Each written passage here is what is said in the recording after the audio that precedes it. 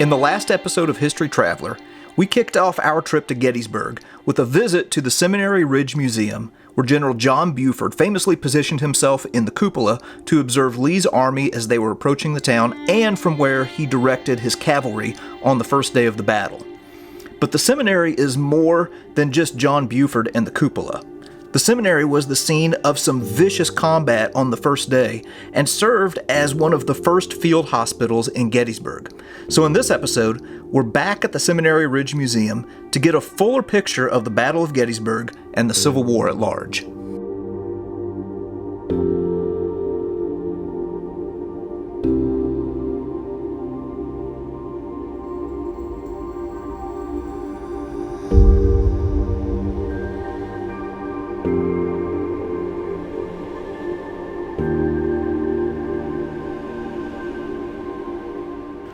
All right, so we just got into the museum here, and the way they have it structured, there's three different levels of the museum, each tackling a different topic that is pertinent to the seminary. So this first level is kind of looking at a big picture view of the Civil War, looking at some of the causes, and kind of examining faith and like race and freedom in America.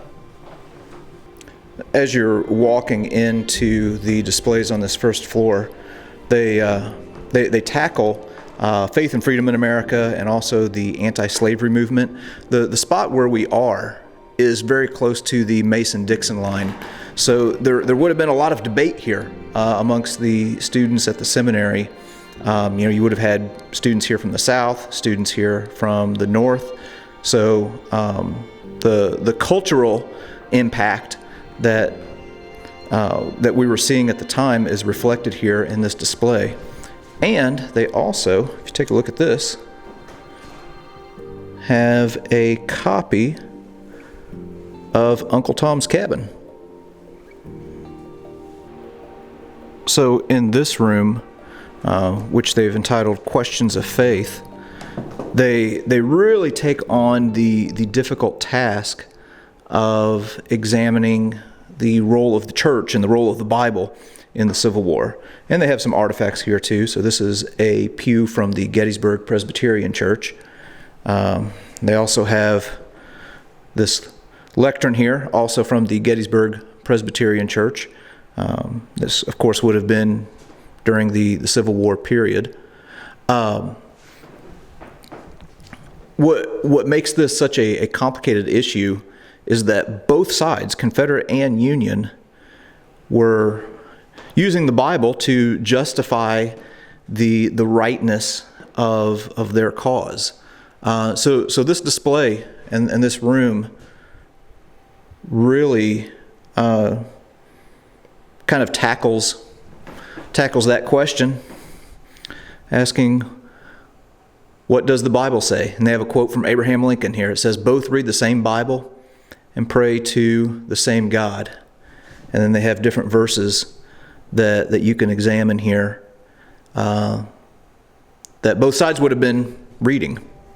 I really, really like that they've done this. So I'll freely admit that I came to this place because of John Burford and the cupola. This room is making me think, because there are a lot of questions that people were asking themselves during the Civil War. Is slavery morally acceptable? Does the Bible condone slavery? Is war justified? Will God protect me? Both sides were praying to the same God. I don't know. Definitely a lot to think about here. They have a couple books here. One that was written in 1857, and the title of it is Slavery, Ordained by God. And then they have another book over here, God Against Slavery. So I don't know. I heard a pastor say one time that we don't read the Bible reads you. So I don't know, you can go through it and make it say anything you want. But in the end, what's most important is what does it actually say? And this room kind of tackles that.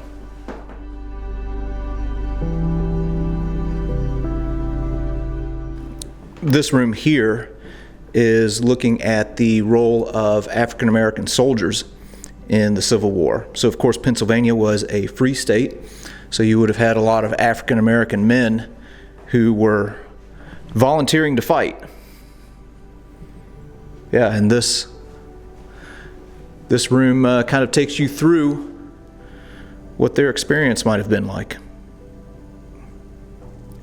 Here's one thing that many people may not know, is that whenever the Confederate Army was moving up into Pennsylvania, there were a lot of cases of African Americans being kidnapped and brought back to the South to be sold into slavery. A lot of African Americans had fled Gettysburg before the Confederates arrived. Some of them tried to hide, but whenever they were retreating, there were captured African Americans seen among the wagon trains of supplies and wounded. All right, so that's just a little bit of what you see here on the first floor. Definitely a lot to think about, especially the display talking about the role of faith and the Bible in the Civil War. I've never seen that tackled in any other museum. Yeah, I wish I had a little bit more time in this video to dive into that topic a little bit more in depth. But anyway, we're going to go ahead and move on to the second floor now.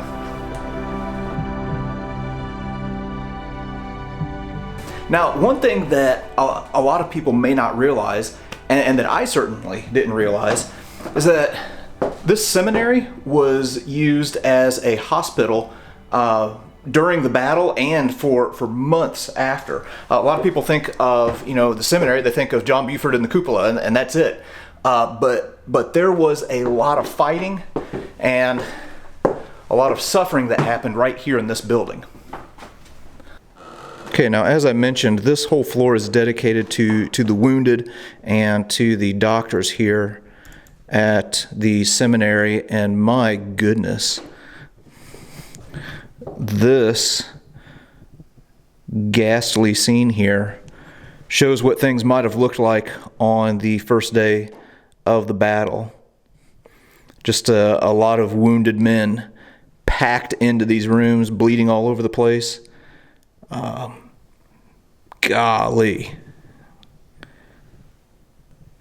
Here's a little item that they have in here. They have this surgeon's field case that is made out of leather and horsehair, and shows a little bit of what a Civil War surgeon might have carried around with him. And then they also have a field tourniquet that would have had supplies or tools to cut off the bleeding if you got hit in a major blood vessel. Here's another awful scene, especially whenever you imagine what it must have actually looked and sounded like as these men were being operated on, or as amputations were being performed. Oh, I just can't even imagine the horrors. All right, they have a few more items here. A military surgery manual, also some different surgical needles. Here's an amputation kit, which I always find just horrifying. Here's a ether tin, but here is the display that will knock you back whenever you are on this floor. So during the Civil War, well, people were in the process of learning, so battlefield surgeons were sending samples back to be studied, and these are all amputated bone pieces from men who were wounded here at Gettysburg.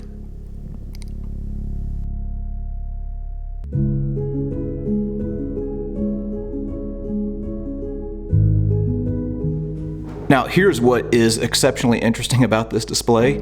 We not only have the bone fragments or the bone pieces, but we know who they belong to. So this is a piece of a knee joint, obviously, that was amputated from a guy named George Albright, who was in the 53rd North Carolina. Here we have some thigh bone fragments. Here is another knee joint that has the mini ball still embedded in it.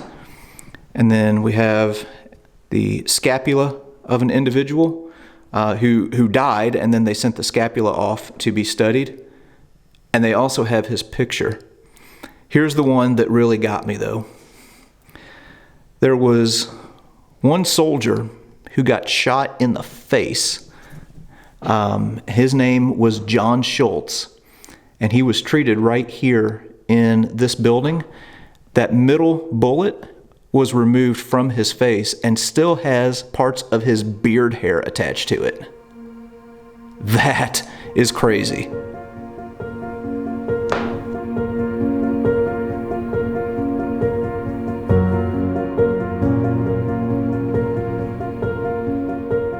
So probably our most well-known patient on the United States side is Lieutenant Colonel George Mcfarland, who's the commander of the 151st Pennsylvania Volunteers. He's a school teacher by trade. He joins the Army of the Potomac in 1862, and he's only 27 days away from his enlistment expiring when he gets here to Gettysburg. The 151st fights on McPherson Ridge, and as the Army is retreating past this building in the afternoon, Mcfarland is shot through both legs. He's pulled into this building as the Confederates are also coming in the other end. He lies on the floor in a pool of his own blood for 3 days. Eventually his right leg is amputated below the knee. His left ankle is saved, but it is shattered. Mcfarland is going to be in this building for about 2.5 months until he's well enough to go home. During that time, he writes prolifically about his experiences here, the pain that he's experiencing from both legs, from both wounds, the importance of his wife and children being by his side to help nurse him through this difficult time, and then also talks about some of the other experiences, what other patients and doctors are doing in this building. Goes home to his home in Juniata County, Pennsylvania, and it's going to be 42 weeks before he stands up again and hobbles around the room. But he talks about what a great feeling that is to once again be able to get up and out of bed. He's going to live for 30 more years, suffering from the wounds that took a split second to occur on July 1st, 1863. All right, so walking into this room, they have this scene set up that shows what one of these rooms might have looked like as a field hospital. And man, you can only imagine just how horrible that must have been, and really what the smell must have been like as well. Very, very interesting. Never knew that the seminary was used as a field hospital as well.